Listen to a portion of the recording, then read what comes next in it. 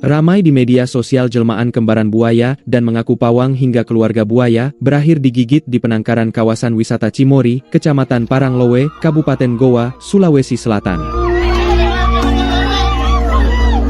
Peristiwa itu menghebohkan se-Indonesia, bahkan Muhammad Panji, atau kerap disapa Panji Petualang turut prihatin dan bereaksi terkait musibah seorang pria bernama Baco Daeng Rani.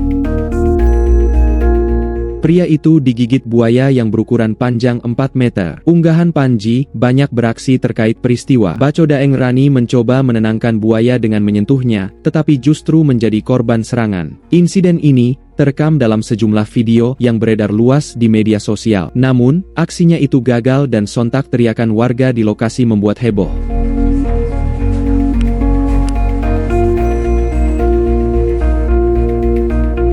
Akibatnya, pria tersebut mengalami patah tulang pergelangan tangannya nyaris putus. Terdapat sekitar 4-5 lubang yang menembus lengannya, imbas gigitan buaya. Bahkan dari video amatir yang sempat viral di media sosial, proses evakuasi korban berlangsung dramatis.